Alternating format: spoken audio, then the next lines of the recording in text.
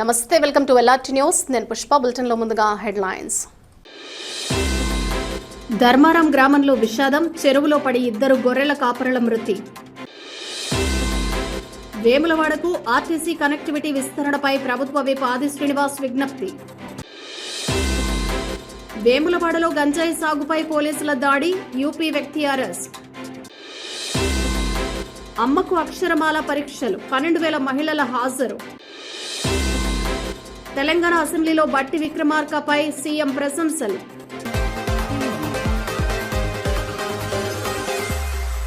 రాజన్న సిరిసిల్ల జిల్లా కోనరావుపేట మండలం ధర్మారం గ్రామంలో ఆదివారం ఘోర విషాదం చోటు చేసుకుంది. చెరువులో పడి 2 గొర్రెల కాపర్లు మృతి చెందడంతో గ్రామంలో శోకసంద్రం అలుముకుంది. స్థానికుల వివరాల ప్రకారం ధర్మారం గ్రామానికి చెందిన ముడికే లక్ష్మీరాజం, కుమ్మం మొండయ్య అనే 2 గొర్రెల కాపరులు ఆదివారం ఉదయం తమ గొర్రెల మందతో గ్రామ శివారుల్లోని చెరువు వద్దకు వెళ్లారు. ఆ సమయంలో గొర్రెలకు నీరు తాగిస్తున్న క్రమంలో 3 గొర్రెలు ప్రమాదవశాత్తు చెరువులోకి వెళ్లాయి. వాటిని రక్షించే ప్రయత్నంలో 2 కాపరులు అదుపు తప్పి లోతైన నీటిలో పడిపోయి మునిగిపోయారు. ఉదయం వెళ్లిన వారు మధ్యాహ్నం వరకు తిరిగి రాకపోవడంతో కుటుంబ సభ్యులు ఆందోళన చెంది చెరువు వద్దకు వెళ్లి చూడగా అక్కడ గొర్రెలు మాత్రమే కనిపించాయి. వెంటనే పోలీసులకు సమాచారం అందించారు. సమాచారం అందుకున్న కోనరావుపేట ఎస్ఐ ప్రశాంత్ రెడ్డి పోలీస్ సిబ్బందితో ఘటనా స్థలానికి చేరుకుని స్థానిక ఈతగాళ్ల సహాయంతో గాలింపు చర్యలు చేపట్టారు. అనంతరం చెరువులో నుంచి 2 మృతదేహాలను బయటకు తీశారు. ఒకేసారి 2 మృతి చెందడంతో ధర్మారం గ్రామంలో విషాద ఛాయలు అలుముకున్నాయి. కుటుంబ సభ్యుల రోదనలు హృదయ విదారకంగా మారాయి. ఈ ఘటనపై స్పందించిన ధర్మారం సర్పంచ్ మిరియాలకర బాలాజీ బాధిత కుటుంబాలను ప్రభుత్వం తక్షణమే ఆదుకోవాలని కోరారు. ఛాయలు అలుముకున్నాయి. ఈరోజు ఉదయం 9 గంటల ప్రాంతంలో ముడిక లక్ష్యం మరియు మొండయ్య అనే వ్యక్తులు 2 తన గొర్రెలను తీసుకొని ధర్మారం గ్రామ పెద్ద చెరువు వద్దకు వెళ్ళడం జరిగింది. గొర్రెలకు నీళ్లు పెట్టే క్రమంలో ఒక గొర్రె చెరువులోకి వెళ్ళడంతో ముడిక లక్ష్యం ఆ గొర్రెను కాపాడే క్రమంలో నీటిలో మునిగాడు. అతన్ని కాపాడే క్రమంలో మొండయ్య అనే వ్యక్తి కూడా నీటిలో మునిగి 2 చనిపోవడం జరిగింది. చాలా బాధాకరమైన విషయం. 2 కుటుంబాలకు ప్రభుత్వం వెంటనే ఆర్థిక సహాయం అందించి వారి కుటుంబాలను ఆదుకోవాలని విజ్ఞప్తి చేస్తూ ఉన్నాం. తెనాలి రాష్ట్ర అసెంబ్లీ కమిటీ హాల్ 1లో ఆర్టీసీ సమస్యలపై 3వ రోజు నిర్వహించిన ముఖాముఖి సమావేశంలో రాష్ట్ర ప్రభుత్వ విప్ ఆది శ్రీనివాస్ పాల్గొన్నారు. మంత్రి పొన్నం ప్రభాకర్ అధ్యక్షతన జరిగిన ఈ సమావేశంలో ఉమ్మడి కరీంనగర్, ఆదిలాబాద్, ఖమ్మం జిల్లాల ప్రజా ప్రతినిధులు హాజరయ్యారు. దక్షిణ కాశీగా పేరుగాంచిన వేములవాడకు అన్ని జిల్లాల నుంచి మెరుగైన బస్సు సౌకర్యాలు కల్పించాలని ఆది శ్రీనివాస్ మంత్రి పొన్నం ప్రభాకర్ను కోరారు. సిరిసిల్ల, కోరుట్ల, జగిత్యాల, మెట్పల్లి డిపోల నుంచి బస్సుల సంఖ్య పెంచాలని సూచించారు. వేములవాడ పరిధిలోని బస్ స్టేషన్ల అభివృద్ధి, కదలాపుర మండలం రాజారాం తండా నుంచి గోవిందారం వరకు బస్సు సర్వీసులు విస్తరణ, చందుర్తి నుంచి మర్రిమండ్ల వరకు కొత్త రూట్ల ఏర్పాటు చేయాలని విజ్ఞప్తి చేశారు. మేడిపల్లి బస్ స్టేషన్లో టాయిలెట్స్ నిర్మించాలని సూచించారు. వేములవాడ బాంబే బస్సు ప్రారంభంతో ప్రజలకు ఉపయోగం కలుగుతుందని తెలిపారు. వేములవాడ పట్టణ పరిధిలో గంజాయి అక్రమ సాగుపై పోలీసులు కఠిన చర్యలు తీసుకున్నారు.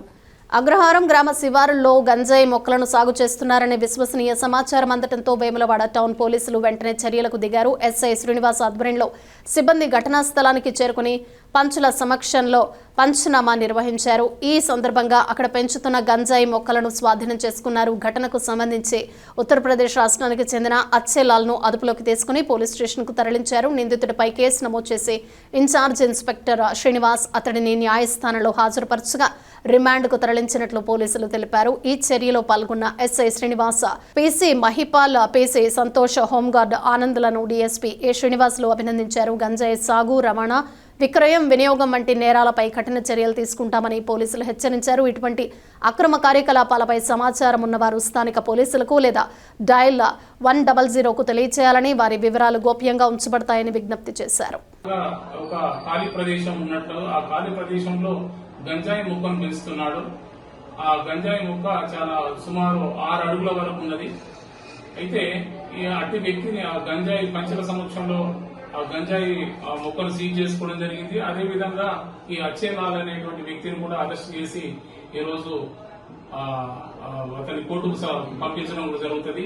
ఈ కేసును ఇన్వెస్టిగేషన్ చేసినటువంటి ఎస్ఐ శ్రీనివాస్ వేములవాడ, అదేవిధంగా inspector incharge inspector Vemulawada town Srinivas inspector గారు, ఈ విధంగా ఎస్పీ గారు కూడా అభినందించడం జరిగింది.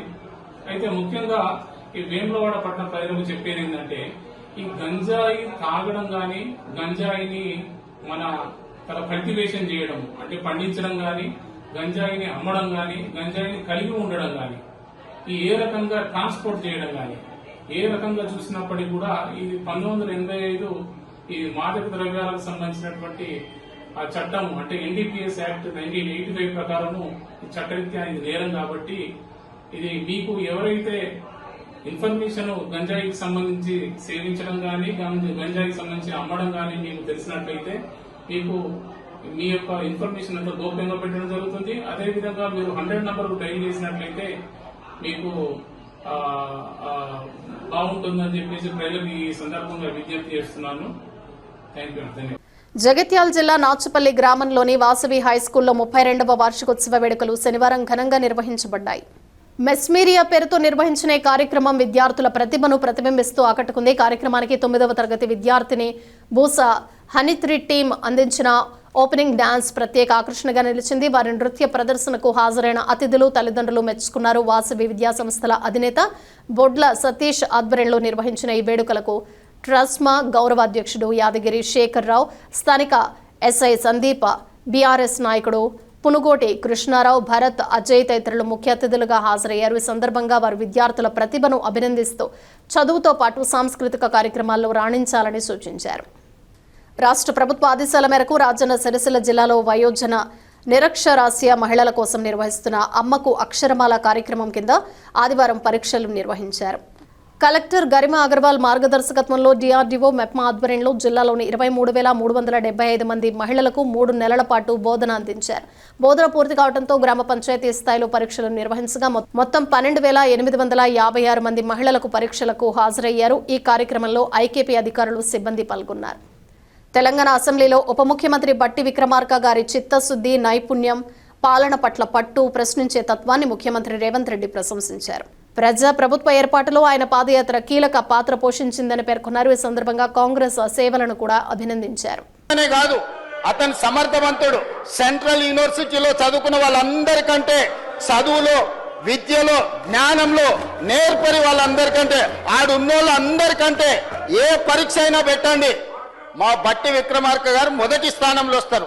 అట్లాంటి చదువుకున్న ఒక దళిత బిడ్డను లక్ష్మీపల్లి అని ఒక చిన్న మారుమూల గ్రామం నుంచి ఈ స్థాయికి ఎదుగొచ్చిన బట్టి విక్రమార్క గారిని ప్రధాన ప్రతిపక్ష నాయకుడిగా చేసిన అధ్యక్ష కాంగ్రెస్ పార్టీ వారు ముఖ్యమంత్రి చేస్తాని చేయకుండా మోసం చేస్తే అది వారి విజ్ఞత. కానీ ప్రతిపక్ష పార్టీలో సీనియర్లు ఉత్తమ్ కుమార్ రెడ్డి గారు, కోమటిరెడ్డి గారు లాంటి, సబితా ఇంద్రారెడ్డి గారు లాంటి సీనియర్ శాసనసభ్యులు ఉన్న సందర్భంలో వాళ్ళందరినీ కూడా కాదని కాంగ్రెస్ పార్టీ బట్టి విక్రమార్క గారిని ప్రధాన ప్రతిపక్ష నాయకుడిగా నియమించేది అధ్యక్ష. ఏం జరిగిందో మీకు తెలియదా అధ్యక్ష?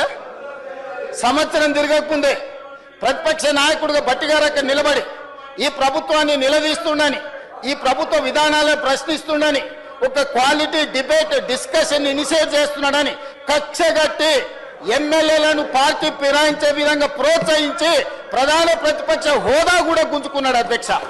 19 మంది ఎమ్మెల్యేలను 5 మంది ఎమ్మెల్యేలకు కుంచకపోయే విధంగా ఒక దళితుడు ప్రతిపక్ష. ఇవి బులెటిన్ విశేషాలు. Keep watching LRT news.